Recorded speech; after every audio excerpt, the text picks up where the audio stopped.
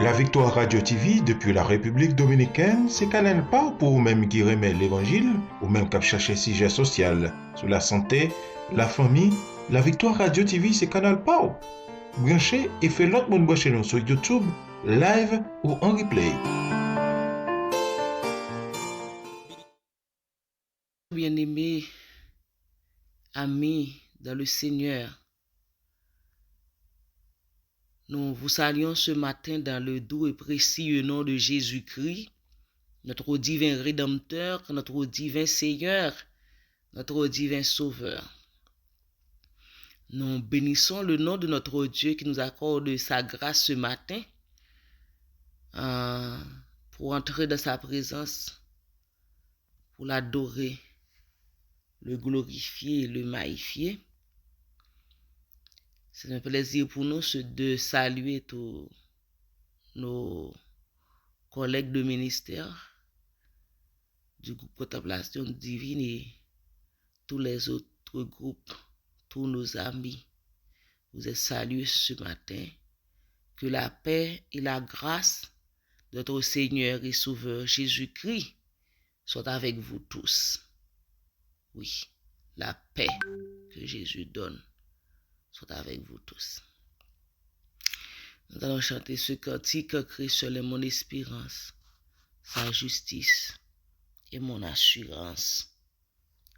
Il n'y a pas d'espérance en aucun autre. Il n'y a pas de salut en aucun autre. Il n'y a pas de solution en aucun autre. Il n'y a pas de guérison en aucun autre. Il n'y a pas de paix en aucun autre. En Jésus seul.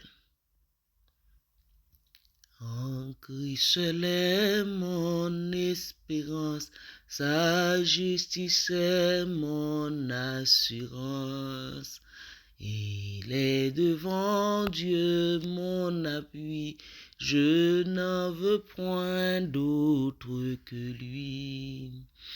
Jésus est ma retraite sûre, le rocher en qui je m'assure, le rocher en qui je m'assure. Tout asile est périssable, tout autre appui n'est que du sable. Qui n'a posé ce fondement, travaille et souffre vainement. Jésus est ma retraite sûre, le rocher en qui je m'assure, le rocher en qui je m'assure. Lorsque sur moi s'abat l'orage, sa croix ranime mon courage. Quand tout faiblit autour de moi, sa présence soutient ma foi. Jésus est ma retraite sûre, le rocher en qui je m'assure, le rocher en qui je m'assure. Et quand la dernière tempête fondra terrible sur ma tête, comme lui vainqueur de la mort, j'entrerai radieuse au port. Jésus est ma retraite sûre, le rocher en qui je m'assure, le rocher en qui je m'assure. Merci Seigneur de ce que tu es notre tout. Merci de ce que tu es notre Dieu. Tu es notre berger. Tu es notre roc séculaire. Oui. Tu es celui qui vit en nous par ton Saint-Esprit. Merci, Père, de ce que tu es notre Père. Tu es notre Père. Tu es notre bon berger, le berger qui conduit son troupeau. Nous bénissons ton nom ce matin de ce que tu es toujours avec nous. Merci de nous accorder, d'avoir accordé la grâce de nous réveiller ce matin avec la vie en nous, mais par-dessus tout, la vie divine, la vie Zoé. Merci pour tes bénédictions.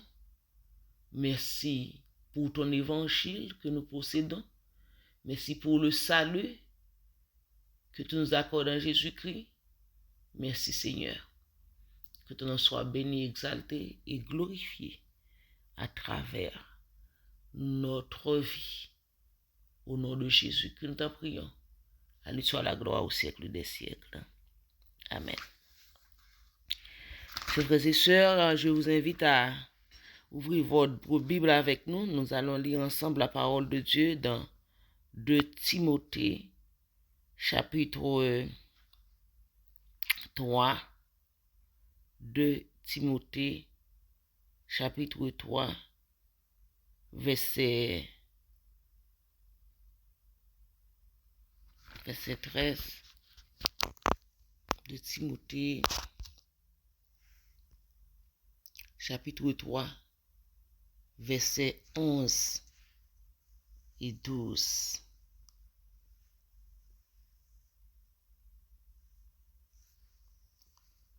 Timothée 3, versets 11 et 12. Pour toi, tu as suivi de près mes persécutions, mes souffrances. À quelle souffrance n'ai-je pas été exposé à Antioche, à Icône, à Lystre? Quelle persécution n'ai-je pas supportée? Et le Seigneur m'a délivré de toutes. Or, tous ceux qui veulent vivre pieusement en Jésus-Christ seront persécutés. Tous ceux qui veulent vivre pieusement en Jésus-Christ seront persécutés. Que Dieu, dans sa grâce, veuille bénir sa parole pour notre édification. Amen. Amen. Chers frères et sœurs bien-aimés, notre prédécesseur, notre bien-aimé frère Paul, écrivant à Timothée, son disciple, pour lui rappeler, lui qui a suivi de près ses souffrances, ses calamités, ses douleurs. Ce matin, vous savez aussi bien que moi que le chrétien est dans un perpétuel combat. Durant son pèlerinage sur terre, puisqu'il avait fait le choix d'accepter Jésus-Christ comme son Seigneur et Sauveur. Donc, il est en combat parce que Jésus-Christ lui a fait cette déclaration en Jean, chapitre 17, dans la prière sacerdotale. Il avait demandé au Père de nous préserver de ce monde parce que le monde nous hait, puisque nous ne sommes pas de ce monde. Nous n'appartenons pas au monde. Il a prié, Père, je ne te demande pas de les ôter du monde, mais de les préserver. Jésus-Christ a bâti son Église sur le territoire de l'ennemi.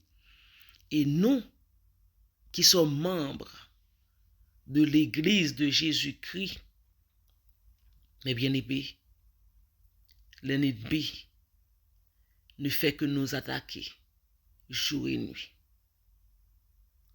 Je dois vous dire ce matin, un chrétien qui marche dans la vraie sainteté, qui marche selon les ordonnances de Dieu, ce chrétien-là, il dérange son entourage.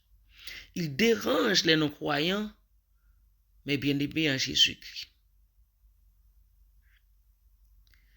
Je dois vous dire que l'œuvre de l'Esprit Saint dans la vie du vrai disciple de Christ dérange le diable. Non seulement le diable, mais sa troupe d'esprits méchants. Parce que le royaume de Dieu grandit à travers ce chrétien. Le chrétien fidèle à son maître dérange les chrétiens charnels et immatures. Parce qu'il leur sert de rappel que Dieu les appelle à sortir de leur confort et à vivre par la foi, qui existe toujours un élément de risque et de courage. Mais bien aimé, quand le chrétien traverse ces moments d'épreuve, oui, ce que nous devons savoir, c'est que Dieu, il est à contrôle. Et la marque du chrétien, la mise à part du chrétien, la consécration du chrétien, l'attachement du chrétien à Christ, ça garantit des épreuves et des souffrances. Et c'est le cas bien-aimé pour l'apôtre Paul, l'homme de Dieu. Il était conscient de ses souffrances. Il a rappelé Timothée, pour toi, tu as suivi de près mes calamités, mes persécutions, mes souffrances. Oui, c'est l'apôtre Paul qui faisait un rappel un peu de ce qu'il avait subi. Mais bien épais, on l'a jeté pour mort. On l'a battu 3 fois. Il a dit 3 fois, j'ai reçu des Robins, 40 coups de bâton moins 1. Il dit qu'il a été en péril parmi ses frères, en péril parmi les païens, en péril sur la mer. Mais bien aimé en Jésus-Christ, il a connu des souffrances pour la cause de Christ. Dans ce passage, apôtre Paul a cité à Timothée. Il dit que quelle souffrance que je n'ai pas été exposé à Antioche, à Icône, à Lystre. Quelle persécution n'ai-je pas supporté? Mais le Seigneur m'a délivré de toutes. Oui, mes bien-aimés, quand nous lisons la parole de Dieu, apôtre Paul fait référence à 3 zones spécifiques. Il a parlé d'Antioche. Antioche, aujourd'hui, c'est en la région Antakya, en Turquie. Quand nous lisons la parole de Dieu en Actes chapitre 13, versets 49 à 50, il nous dit que la parole du Seigneur se répandait dans tout le pays. Mais les Juifs excitèrent les femmes dévotes de distinction et des principaux de la ville. Ils provoquèrent une persécution contre Paul et Barnabas et ils les chassèrent de leur territoire. Regardez bien, ils les chassèrent de leur territoire. ces persécutions, il a parlé de Icône, c'est toujours en Turquie, dans la région de Konya. Il dit, et comme les païens et les juifs, de concert avec leurs chefs, se mettaient en mouvement pour les outrager et les lapider. Il s'agit de Paul et Barnabas. Il dit, en ayant eu connaissance, se réfugièrent dans la ville de la Lycaonie, à Lystre et à Derbe et dans la contrée d'alentour. Actes chapitre 14, versets 5 à 6. Il dit à Lystre, toujours c'est en Turquie, c'est au sud central de la Turquie. Aujourd'hui, cette région s'appelle Atan-Saraï. Il dit en Acte 14, verset 19, alors survinrent d'Antioche et d'Icône des Juifs qui gagnèrent la foule que Paul enseignait, et qui, après avoir lapidé Paul, le traînèrent hors de la ville, pensant qu'il était mort. Donc, et nous voyons quand il parlait avec Timothée, il dit que le Seigneur m'a délivré de toutes mes persécutions. Ce matin, ce que j'ai à vous dire, mes bien-aimés en Jésus-Christ, le Seigneur, il est en contrôle. Il est en contrôle de vos souffrances. Il est en contrôle de vos accusations. Il est en contrôle de vos persécutions. Il est en contrôle de tout. Mais ce que vous devez savoir, aussi bien que moi, c'est que le Seigneur nous délivrera. La parole de Dieu nous dit en Psaume 34, verset 20, « Le malheur atteint souvent le juste, mais l'Éternel n'en délivre toujours. » Et David a fait cette déclaration. Mais bien aimé, apôtre Paul rappelait à Timothée que les persécutions et les souffrances sont le lot de tout disciple de Christ. Tous ceux qui veulent vivre pieusement en Jésus-Christ seront persécutés. Ce qu'il vient à dire, mes bien-aimés, ne vous laissez pas surprendre. Attendez-vous à ce que ça vous arrive de temps à autre. Jésus-Christ dit, si le monde vous hait, sachez qu'il m'a haï avant vous. Si vous étiez du monde, le monde aimerait ce qui est à lui. Mais parce que vous n'êtes pas du monde et que je vous ai choisi du milieu du monde, à cause de cela, le monde vous hait. Souvenez-vous de la parole que je vous ai dite. Le serviteur n'est pas plus grand que son maître. S'ils m'ont persécuté, ils vous persécuteront aussi. S'ils ont gardé ma parole, ils garderont aussi la vôtre.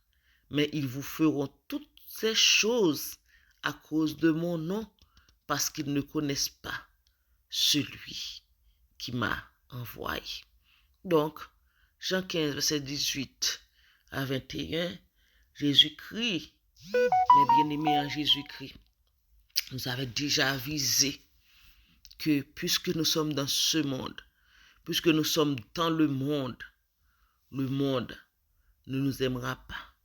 Parce que l'apôtre Paul en Éphésiens 6 nous rappelle que nous n'avons pas à lutter contre la chair et le sang, mais contre les principautés, les esprits méchants, les princes de ce monde. Oui. Et voilà pourquoi que vous et moi, nous devons nous habiller, nous revêtir de toutes les armes de Dieu pour pouvoir lutter contre les ruses du diable et de tenir ferme après avoir tout surmonté. Frères et sœurs, ce matin, lorsque vous faites l'expérience des souffrances, des persécutions, des bouleversements, des attaques de l'ennemi, de l'adversaire, n'oubliez pas les ennemis internes, les ennemis externes. Ne baissez pas les bras, tenez ferme. Oui, le Seigneur est avec vous. Quel que soit le combat que vous menez, ce n'est pas à vous. Le combat est à Dieu. C'est ce qu'il disait au peuple d'Israël par la bouche de Moïse. Dis à ce peuple, ce Pharaon, il n'entendra plus parler de ce pharaon et de son armée. L'Éternel combattra pour vous et vous gardez le silence. Mais bien-aimés, l'Éternel combat pour vous. L'Éternel combattra pour vous. Dans tous les combats, il est avec vous. Dans tous les combats, il est avec moi.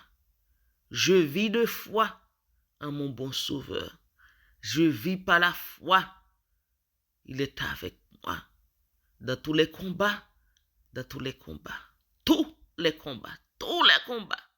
Je ne sais pas quel combat que vous menez ce matin. Mais je dois vous dire que le Seigneur, il est avec vous. Je vous ai à vous positionner dans votre victoire. Parce que la parole de Dieu nous dit, la victoire est à nous qui croyons. Oui, la victoire est à nous qui croyons. Et nous marcherons dans la victoire. Parce que notre victoire est en Jésus-Christ.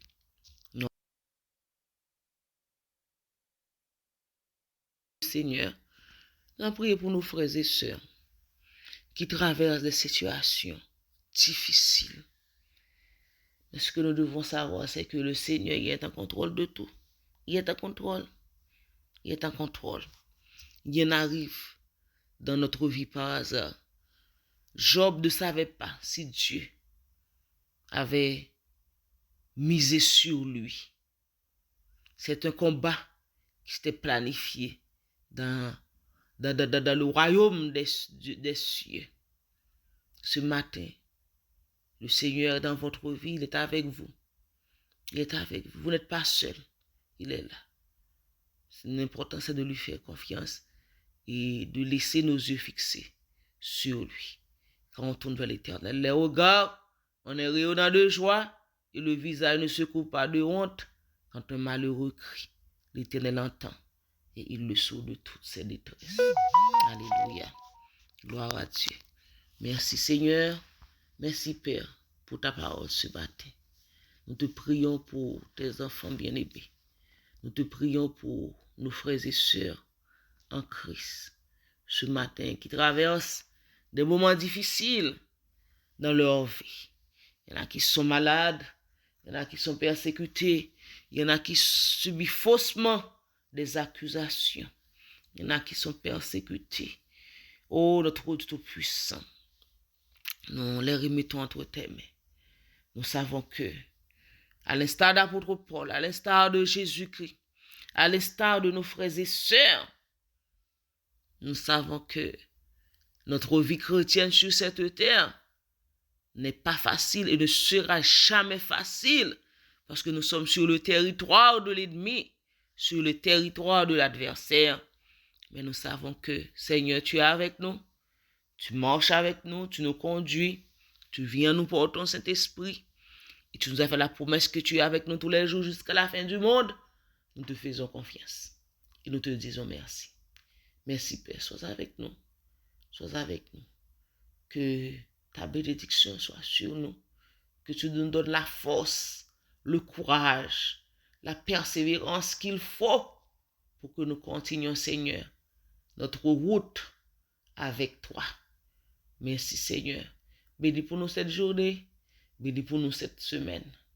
Que ta grâce soit sur nous, comme nous espérons en toi. Nous te remercions, Seigneur, pour le mois d'octobre, le 10e mois de l'année que nous venons de traverser. C'est la dernière journée. Comme tu as été avec nous la première journée, tu seras avec nous encore aujourd'hui. Et tous les jours de cette semaine et tous les jours de notre pèlerinage sur cette terre. Merci pour ton évangile. Merci Seigneur. Merci. Merci. Nous remettons tout entre tes mains, espérant que tu feras pour nous au-delà de nos attentes, au-delà de nos demandes. C'est dans le nom et précieux Jésus-Christ, notre Seigneur et Sauveur, nous t'en prions. Lui qui vit et qui est avec toi dans l'unité du Saint-Esprit au siècle des siècles. Amen. Que Dieu vous bénisse, mes frères et sœurs. Bonne journée dans le Seigneur. C'est votre sœur Méliane Gould qui vous aime dans l'amour de Jésus-Christ. Amen.